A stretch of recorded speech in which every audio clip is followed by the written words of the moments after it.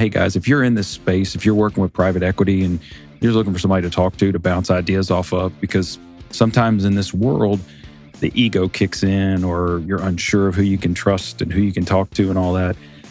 I mean, I kind of been there, done that. And so I would just love to pay it forward. And that's why I enjoy doing things like this.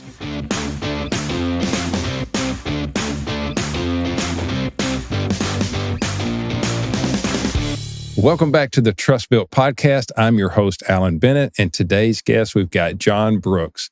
And John has a great story. He's got a long path with entrepreneurship, and I want to tell you a little bit about him before we get started. But, well, let me back up. Before we do, John, please introduce yourself.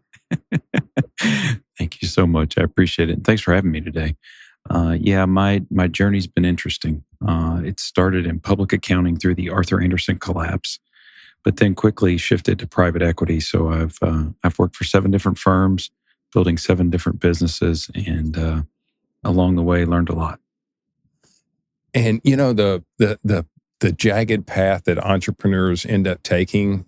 Sometimes that path, it's a boot to the rear to get you going down that path sometimes, and sometimes it's intentional, right? It's like, I didn't see this coming, but I kind of like where I'm going with this. So let's back up a little bit. Now I got a little bit of story I want to share. So I am married to a recovering CPA. So I don't know if you call yourself that or not, but when I guess your degree's in accounting, your college, you went to college for accounting? Right. And yes, you are nowhere near that right now. No, not at all. I often say I'm a recovering CFO. That's kind of how I share it. But yeah, no, it's been an interesting journey. That to me, as my kids were approaching college and thinking about what to do, I encouraged them to get an accounting degree because I feel like it's sort of the foreign language of business. That if you can understand a P&L, if you can translate financial results into what you're seeing with your eyes operationally, there's a real value in that. Yeah. And then the mother of all balance sheets, being able to explain what a balance sheet is showing you, that's like level 2 stuff, right? Yes, sir. All right. So talk about through Andersen Consult. So when you went through that, did you say, hey, this isn't really for me? I want to look at entrepreneurship. How did that world change for you? Yeah. The Andersen collapse was really like a death in the family, quite honestly, because I was convinced I wanted to be a partner at Arthur Andersen and spend my career there.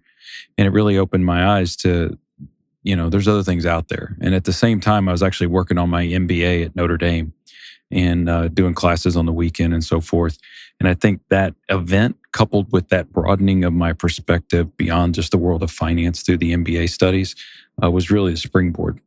And then as I got into it and got my first opportunity to work with private equity and saw kind of the accelerator that they are for entrepreneurs like me that want to build businesses, that was sort of the real marriage there. That's really what clicked for me. And, it's kind of what led me to where I am today, which is, a business that we started back in 2018 with 2 locations and about 4,000 trailers, myself and a small group of investors. And, so that was 2018, and today we're at 37 locations and 37,000 trailers. We've transitioned from one investor group to another, and it's been just a wild ride building this thing and building the team and trying to take all those lessons I've learned from all my other stops along the way and not make those same mistakes. And so much of that is rooted in the culture that we've built. The way we measure culture, just like we do an operating process, we actually survey our people twice a year using the Gallup Q12 questions. Mm-hmm. We have some great open-ended questions in that one. We oftentimes ask, what's the silliest thing we're doing? And then what's the single best idea you have to improve the business? And then lastly, what does WOW mean to you? What does Warehouse on Wheels mean to you? And so we take all that and we literally reply to every comment in some form or fashion, whether it's an all-employee meeting, whether it's through a newsletter or article. We're addressing all those comments to make sure people understand they have a voice, it's heard, and it's been addressed. Okay. There's a lot here I want to talk about, and you got me You got me drooling because I want to dig into that Gallup 12. I want to get into that a little bit. But before we do, you covered a lot of ground in just a few minutes, and there's a lot of years in that ground. The connection I want to make here is, so you are a tangible data guy. So you're an accountant and you're an analytical thinker, and everything you just talked about is intangible. Whoa. Let's unpack that. let's unpack that a little bit. Yeah. So when you, with the way that your thought process is and your comfort level of how you look at things, to outsider doesn't make sense. How do you take somebody who does tangible and now focus on intangible? Where did that shift come in? How'd that happen? So a couple things I would say. One, I was introduced early in my career to the concept of emotional intelligence. I think after I had spent enough time as the bull in the china shop, knocking my head against the wall, focused on the data side of things, that was a very aha moment for me. And the second thing is, I have been blessed in my career to have some mentors that were really well-rounded executives. Guys that could take a very complex issue and simplify it, guys that could articulate a vision. And so my focus has always been on trying to replicate some of those skills. And then along the way, being a CFO, I also experienced a lot of the things where I was like, I wouldn't do it that way, or why are we doing it that way? Or hearing from the rest of the organization who weren't comfortable at the time talking to that CEO about what they saw as the challenges, and really trying to file all that away. Because I believed in my heart at some point I'd get the chance to lead an organization as a CEO. And so I wanted to take all that and not make those same mistakes. So that whole meandering journey of being an auditor and then a CFO and trying to get smarter along the way and be better at all of it, I think is a mixture of those mentors and those lessons of what not to do. In the process that this journey that you just described, you talked about emotional intelligence or EQ, and was that connected to DISC assessment or Colby, or is there an assessment that you did? Not in particular. I've just kind of, I went back to get my MBA kind of 10 years into my career. I've sort of always been about continuous learning. And I got introduced to Robert Cooper's book, EQ, and really it just stuck with me. I heard him give a speech once that I found very impactful. And so I think it's just been that desire to keep getting better.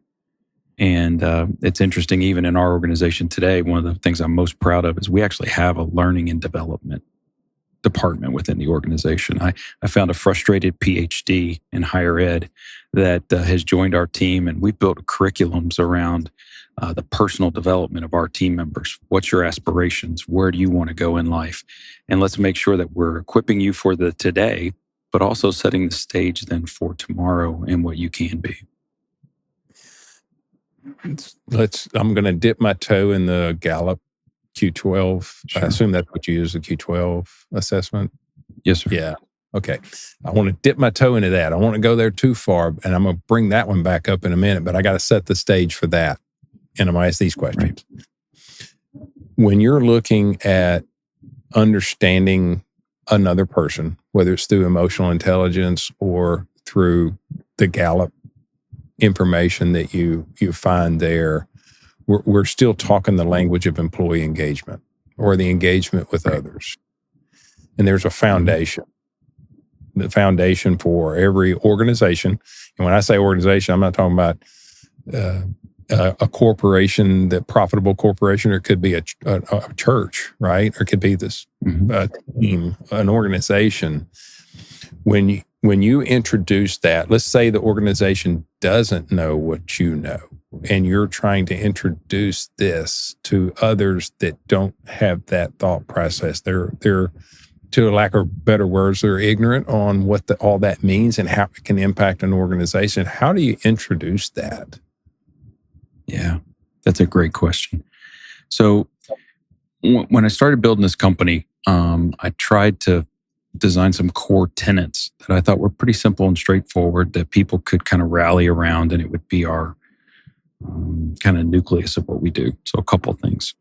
When you come to work for us, you get a letter from me called the Ultimate Expectation. And in that letter, it talks about that you've been hired to do a job. And that may evolve over time. Things may change. We hope it does, and that you achieve your objectives. But in the meantime, you have the right and really the expectation to act in our mutual best interest without ever being told. You are empowered to make those sorts of decisions. And so we start there. And then we really ground our operating ethos in the book Extreme Ownership. It's a book that I was introduced to many years ago. I actually heard Jocko and Leif, the authors, probably give the first extreme ownership presentation ever before it became the worldwide phenomenon that it is. And so we ground what we do in extreme ownership.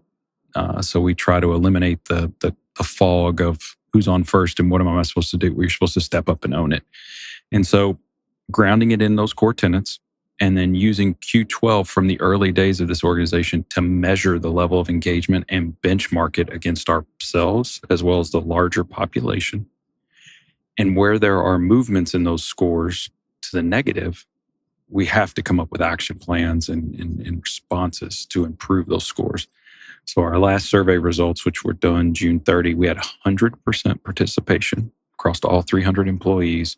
And we score, I believe the blended overall score is about a 4.6, 4.7 on a 5-point scale. And that's coming through some challenging times. We've had to make hard business decisions. There have been reductions in force through this economic cycle. And it's something that I hold very, very dearly to me. And I believe is one of my primary measures of my performance as a leader. I want to take a second to sidestep. I want to pause where we are with that. Let's talk about before you got the 4.6, 4.7 scores and Yes, life sir. before that. As you're hiring, as you're building the company, how do you use that to help guide you on finding and interviewing? Let's just talk about the interview process. How does that guide your questions around interviewing? So I have two basic interview questions that I like to ask people. I like to ask them to tell me in the last 90 days, what's a day that you went home from work and you said to yourself, wow, this is why I do this. I like this part of it. And then I asked them the inverse. What's the day you went home and you were like, I hate this. This is not what I signed up for. Yeah. And what I'm trying to find there is not necessarily a specific example. I'm trying to understand characteristics and traits and what gets them up in the morning, what gets them excited about their job, and how does that align with the role that I need. The other tool we use is we actually use the Berkman assessment. And the Berkman assessment I find extremely powerful because it clarifies connection points between people. So you can literally take my Berkman and all my direct reports and run them together. And it'll say, when John says this, Bill hears this. And it really starts to fine tune that communication and that synchronization between team members. We've also used the Berkman to take our top performers and to create sort of a ideal profile that we at least bounce our candidates against as we're considering. But I'm much more about, our business is you got to show up ready to go to work every day. I mean, it's what we expect of our trailers that we rent to our customers. And so really it's about hiring for attitude, even more so than aptitude in many ways. I know it's going to look like I'm ADHD. I'm bouncing around because I'm pretty excited about this. No. Let's talk about the trailers, right? So we're gonna connect assessments, interview. We've talked about emotional intelligence. We've talked about Gallup Q12, which I want to uncover a little bit there, what all that means. But the real thing that's going on here is trailers and your business. We haven't spent a whole lot of time talking about trailers. Yeah. So, all right. So I do want to go there, but in order for the trailers to work, you're having to do this, right? Talk about that connection. How do you use all this stuff that we've been discussing to grow the business? Yeah, that's a great question. So let's just step back fundamentally and talk about what we do. So we take a trailer when trucking firms are finished with them. So the trailers that you would see hooked to a semi that are running up and down the highway, at about year 10, they need to sell those used trailers and replace them with new. I'm the guy that's buying the used trailers. And so I take that trailer, give it a fresh coat of paint. I check the mechanicals, make sure it's safe, dark, and dry is what I like to say, ready to roll back on the road. But then I rent it to people within their supply chains. So I don't necessarily rent to transportation firms. I rent to manufacturers, distributors, people who just need a little bit more flexible space. Oftentimes I draw the comparison. You and I'm not sure where you're at in life, but I've rented a temporary storage facility to hold the kids' artwork when they were in kindergarten, and they're now 25, and I'm still paying for the thing. Well, that's sort of what we do on an industrial level. And so, our customers expect that we're going to deliver a safe, dark, and dry trailer that shows up ready to go to work. So that becomes that connective tissue back to the culture that we need to have to prepare those assets to perform. I joke oftentimes, our trailers are our best employees. They do show up every day ready to go to work. They don't call in sick. So we as team members have to provide that as well. And then the last little anecdote I'll share with you is what I preach to our team and what our internal thought process is. We call it Ritz-Carlton service at the Hampton Inn price. So I want white glove, high touch, high customer intimacy, and a fair price. And so as you started to kind of understand from me, I love to keep it simple. I like to keep it tight into easy to remember kind of phrases and sayings and how we're going to treat one another, how we're going to treat our customers. And so that really is at the core of what we do. Okay. So, there in most, my day job is not a podcaster. I think it's obvious, but I'm a business coach and I work on exit planning. So people that want to build their business up, it's worth, say, $10 million. I need to be worth $15 million. I'm the one that helps them get there. And I focus on owner dependency. How do we transfer the business operation from the owner being the hub to the people that work for them? So in that process, when I find people like that, trying to introduce the concept of what job benchmarking is and the onboarding process for clients, the onboarding process for employees. That is the world that I live in. And you're defining that brilliantly with what you're doing. So you're not an ideal client. I can tell you, you're not my client. But well, I appreciate your kind words, but we've actually built this business through 20 plus acquisitions. So all those guys you're advising are guys we're buying.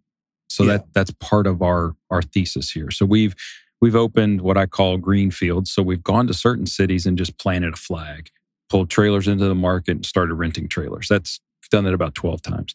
But in the process of building this business, we have acquired almost north of 20 other family-owned, owner-dependent type businesses. And you are so spot on with that in your coaching. What folks should take from that is the business needs to be sustainable beyond them. And so those 3 or 4 key hires, those people who kind of get it and understand whatever it is that you've done to build that business. So back to my kind of Ritz-Carlton service at the Hampton Inn price, can they live it? Can they understand it? Do they feel ownership in that?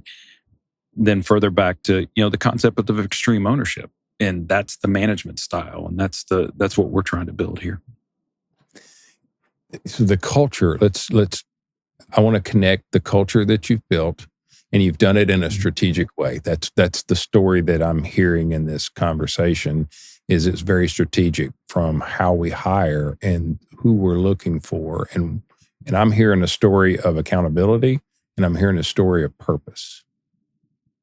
So when you're looking at that as a foundation, like what you built, how do you then move? Once you have that, what's the next step? What do you do with your team there? Yeah, I think for us, it's in scale. How do you do that at scale? So it was much easier in the early days when I had 2 or 3 locations, and you had that eye-to-eye contact and that experience. And now that we're 37 locations, the US, Canada, Mexico. So now we've got language introduced to that. And so really trying to instill that on that sort of scale. I guess I keep saying the word, I apologize, I keep repeating myself, but that gets back to our learning and development organization and why that I feel that is so foundational. So when you come to work for us, you get your welcome kit and you get a letter from me that talks about the ultimate expectation. You and I are going to meet at some point in that first 60 days, and I'm going to share with you the story of, wow, how we got here, what's important to us. You're going to hear that from me. And then in most instances, if you're in a supervisory position, you're going to start the extreme ownership journey. So you're going to read the book. We're going to walk you through it, kind of a book clubbish type thing. And then we send you to their training courses to kind of reinforce the book. I have this theory that got to kind of hear it and experience it 3 times for it really to sink in. And so that's sort of the onboarding process, and what we believe then creates that scalability and that ability to grow at this pace. 3 times. That's interesting. I've not heard that approach. So once they go through it once, what kind of time passes before they?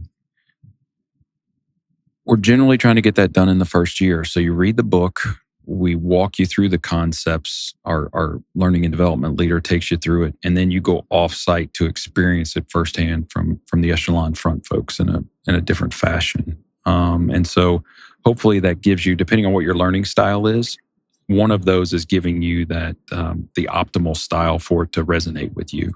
And so that's kind of the thought process. Okay. All right. There's a lot of the story that, or I guess the message that I hear behind that is more in care and compassion. And the reason I'm hearing care and compassion is what you just said is depending on their learning style. Mm-hmm. So you're paying attention to how they do that.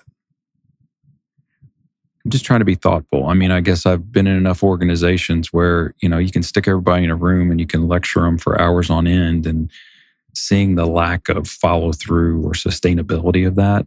I just want to try to cover those bases and make sure that we're not just missing someone that has a skill set and has a contribution that ultimately is going to help us win.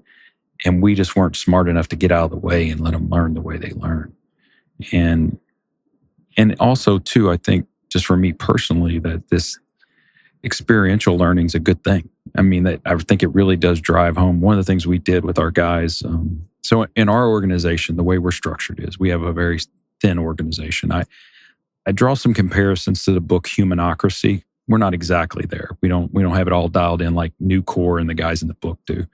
But what we do is we have a very flat organization. There's not a lot of layers between me and the front line. And that's purposeful.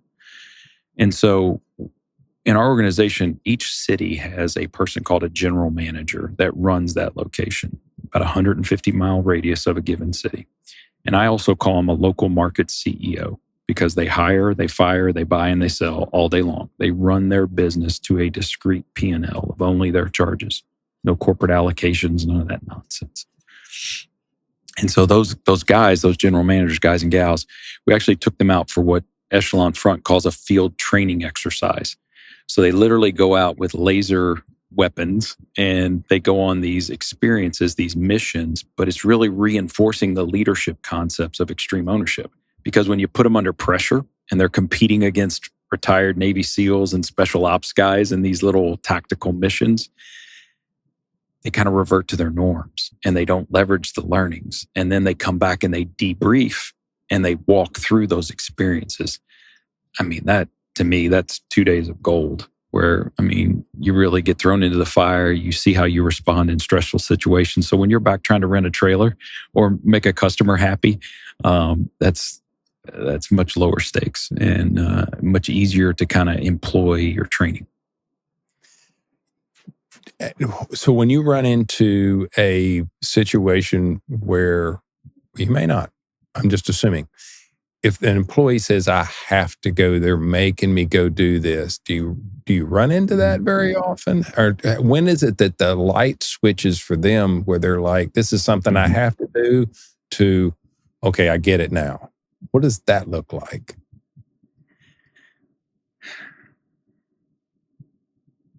I didn't mean to stump you. I promise. No, it's a great question. And I guess what I would tell you is everybody just kind of is in the flow and goes with it. But to your point, I think there are those that go into it and they're like, oh, okay. I mean, heck, I've had guys early in the process when I was introducing this extreme ownership concept, they somehow thought it was me trying to encourage them to work out or to exercise more. And it has nothing to do with that. And so that was a miss on my part. So in extreme ownership terms, as I look in the mirror, my messaging was off. I was not delivering the message in the right way. And so what I would tell you now and what we see is while they may have those feelings, they may have those thoughts, time and time again, when they come back from these experiences or when they go through these processes, it's followed by thank you letters or, oh, now I get it. Or, oh, this makes sense. So again, that idea of multiple touch points, maybe the first time you sort of read it and glossed over it. Second time you heard somebody that actually works here tell you the story about how it's impacted them. And then the third time you've actually heard it from the authors themselves. And so at some point in that mix, I think that's really where the light bulb comes on. Yeah, they make the connection with what's really going on here. And we're true to it in our day to day. I mean, all my other C-level guys on my team, we're all bought in. And so there's nobody kind of behind the scenes saying, oh yeah, whatever, listen to the old man ramble kind of thing. We're all bought in. And you know where I think we really get that is the way we've set our reward structure. So you get your paycheck every Friday. Okay. That's table stakes. You get a bonus. Your bonus structure is built around every quarter, but it's built around your discrete location's P&L. So take care of your business. It's not some on high ivory tower. And then the last part, and I think is the most key, is everybody has a version of equity in the business. So the next time the business is sold, because it's private equity owned, everybody gets a reward, everybody in the organization.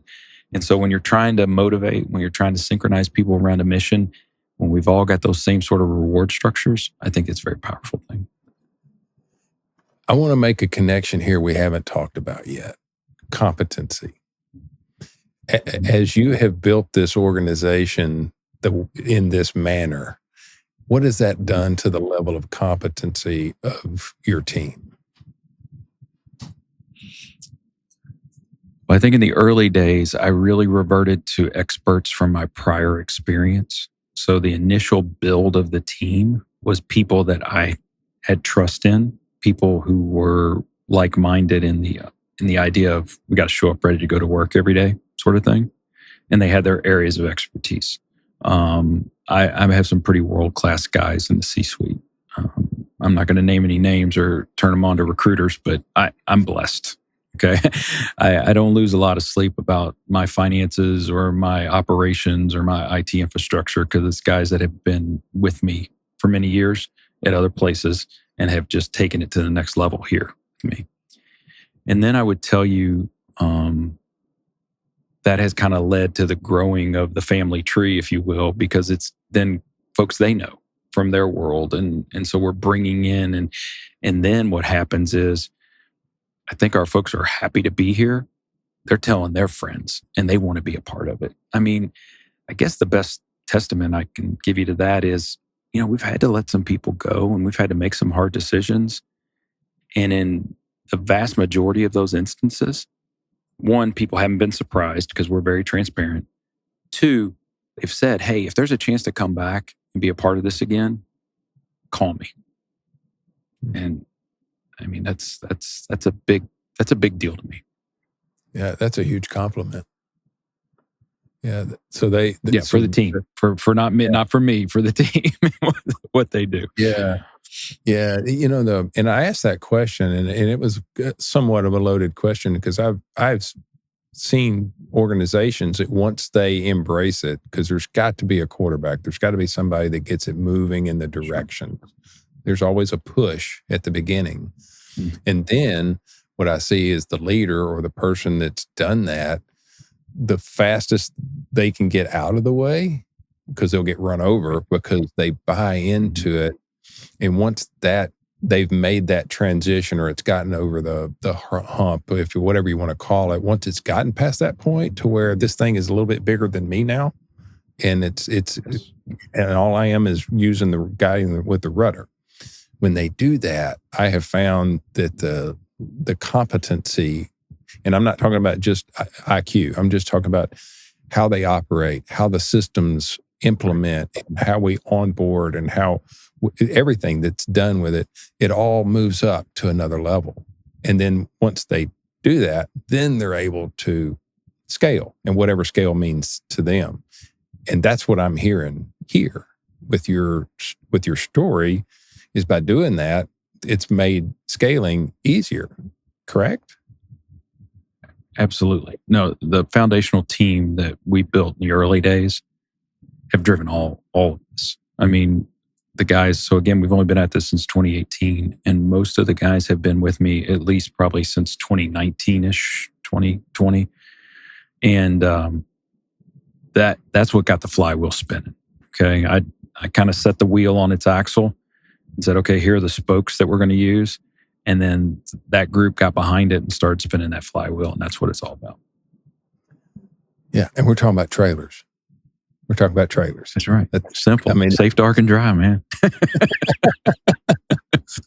yeah. I almost hate doing these sort of podcasts because I don't want anybody else finding out about my honey hole. So I got this honey hole, and I just don't need anybody else showing up to it. Well, the one thing I'll say, and I know you know this, the one thing I'll say is what we're talking about here, we're making it sound like it was simple, and it's not. This is hard work. It takes commitment. It takes determination. There is a mountain to get to this, but what I love about this is hearing on the backside of that, right? That if you had to do it all over again, would you do the same thing or pretty much the same thing?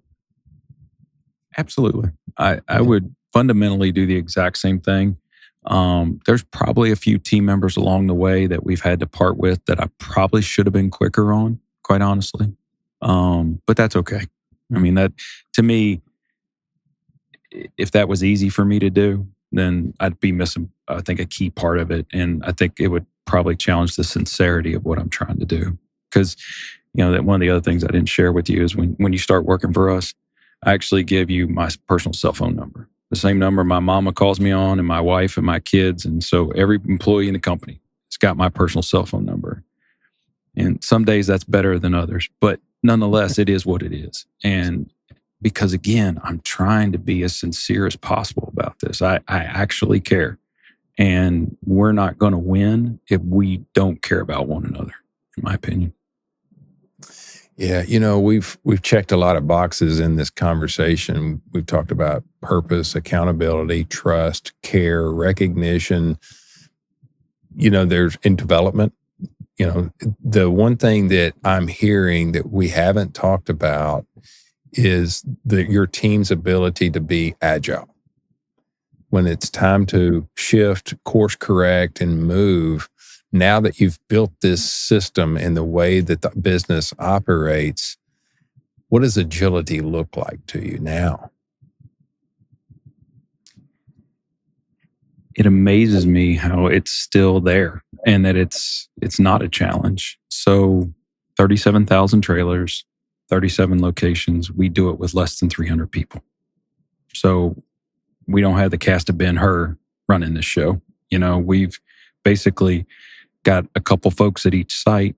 They're empowered to make their decisions. They're rewarded based on the decisions they make. It's not me sending an edict and saying, you got to do this, you got to do that.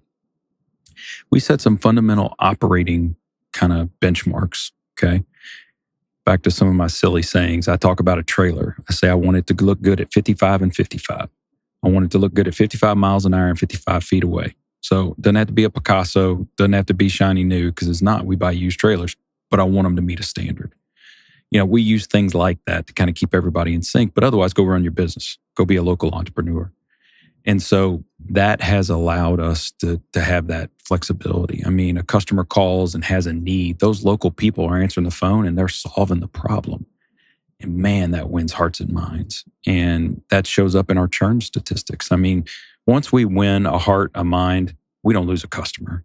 It really just doesn't happen. We're that sticky. And, it's funny. We, even at the executive level, we're rolling out kind of what we're calling our commercial 2.0 approach.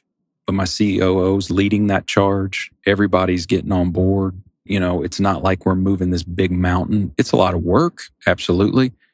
But the buy-in and getting people to rally around it, it's been refreshing and reaffirming that we are still nimble. Yeah, we as we've talked through employee engagement, which is kind of the topic that we're brushing with here, is how to get employees highly engaged with the organization in order for it to move forward and thrive.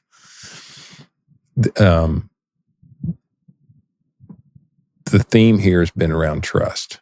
That's, of course, it's the TrustBuilt podcast, but this is a story where you're an owner that has a mindset of tangible things. It's an accounting background, so it's all about data and processes, and you've leveraged that with the intangibles in order to get the numbers to start moving in the direction that they need to move and to build commitment out of the clients, customers, commitment out of the team. So let's, I'm trying to make you sound real good here, which it's easy to do, but the thing about man, you're putting lipstick on a pig. That's all I know. I appreciate it. Well, and the reason why I think I know why I'm doing this is what you're doing. There's so many people that just don't do it. And for me, it's hard to explain, when somebody asks me, well, who are you looking for? And I describe them and they're like, well, don't they want to do what you say they need to do? And you're the guy that I'm now like, here's a guy that does it and has done it and believes in it. So now that you've created that culture, if you were to step back, let's just say something happened, like you've got to, go take care of family somewhere and you physically cannot, you can't do anything. How would the business operate if you were to have to leave for, say, 3 or 4 months and could not do anything? What would happen to the business? I mean, the business would continue on. I mean, that is a major responsibility of mine. This has to be sustainable beyond my presence. And I think if you live with us for 90 days or spent some time in the business, you'd see that that's what we have here. I mean, I so far as we have a succession plan and concept, should I get hit by a bus kind of thing, it's a crazy story, but when I first started the business, we built this little board of directors, and I had a gentleman join our board of directors, Larry Roy, and Larry's still with me today. He's been through a change of ownership. But Larry actually was the general manager in the Louisville, Kentucky market when we launched the greenfield. So he was on the board of directors, but he raised his hand and said, hey, I want to help you do this. And so he's lived it. He's been on the ground floor. And so I told our newest investor group, and that came in 2021, I said, look, you need to keep Larry on the board, because if I get hit by a bus, that's the plug and play guy for the first 90 days while you figure it out. Yeah. But even more so than that, there's multiple choices within our senior leadership team for them to look to for leadership, guys that get it. And I think that's my obligation. This has to go beyond anything that I'm doing or contributing to. And I'm very confident in what we set up there. So you've gone from some business owners run the business. You're just making sure the process plays out the way it's designed. That's what I'm hearing. It's more about monitoring. I mean, it's continuing to scale it. Yeah. Yeah. I mean, there's the guys that are making it happen day in and day out. We've got metrics. We're measuring the dashboards. I mean, we've got the information. That's the other thing. Being a former CFO, I mean, it's all data driven. And at the end of the day, to your point, it's a trailer. And it's a lot like a hotel. If that trailer doesn't rent for one day, I'm not getting that day back. So, you got to be mindful and run the business and be good stewards of the business, or there's no real reason for all this other stuff. But, fundamentally, my job now is to continue to scale it. I have a vision that I want to grow this business to 100 locations and 100,000 trailers. We've taken it from 2 to 37, so I think we're on our way. But, we still got a lot of work to do. And so finding those opportunities, finding the right markets, and then making sure that we don't lose that culture as we reach that scale. I'm a chief evangelist, if anything, at this point. Yeah. Yeah. And the reward that when you impact another person's life in a positive way is what we're talking about. Yeah. Yeah.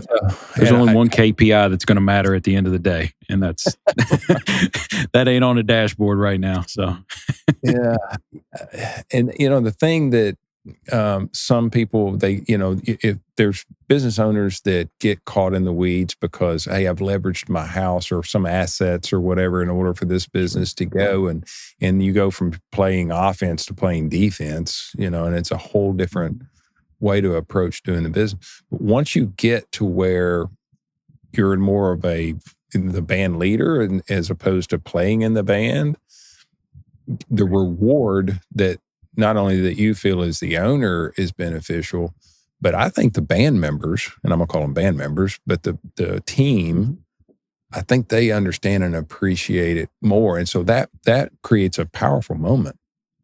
And powerful moments have emotion.